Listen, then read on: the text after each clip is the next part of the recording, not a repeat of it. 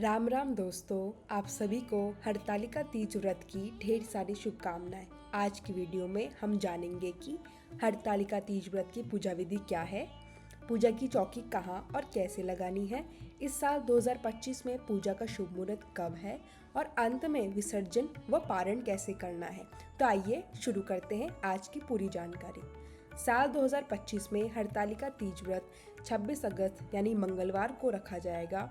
इस दिन पूजा का शुभ समय होगा शाम का मुहूर्त 6 बजे से रात 9 बजे तक।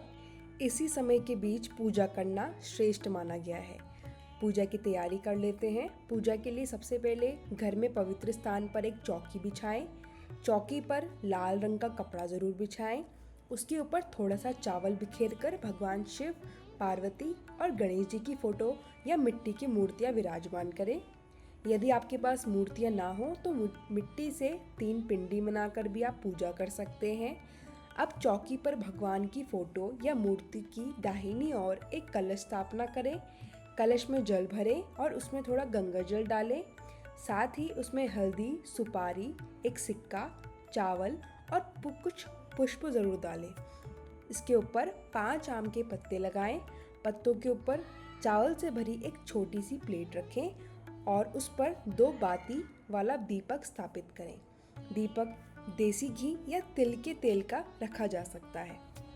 अब हाथ जोड़कर संकल्प ले, हे माता पार्वती और भगवान शिव, मैं आपके निमित्त यह व्रत और पूजा कर रही हूँ।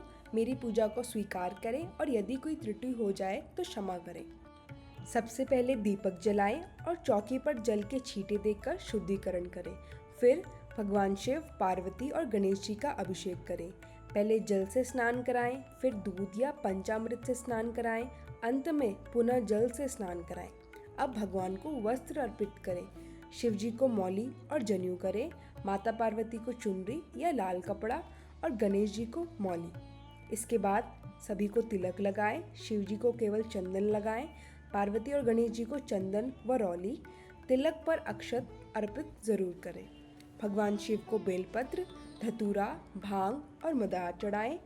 माता पार्वती को सुहाग सामग्री चढ़ाएं, जैसे सिंदूर, चूड़ियाँ, बिंदी, कंघी, काजल, मेहंदी इत्यादि। भीगे हुए चने अवश्य अर्पित करें। फल में विशेष रूप से खीरा चढ़ाना आवश्यक है। साथ ही अन्य मौसमी फल भी आप चढ़ा सकते हैं। घर की बनी या बाजार की बनी मिठाइयाँ भी अर्पित करें। एक लोटा जल और दक्षिणा भी अर्पित करें। पूजा के दौरान हरतालिका तीज व्रत की कथा सुने या पढ़ें। कथा के बाद सभी सामग्री माता पार्वती को स्पर्श कराएं।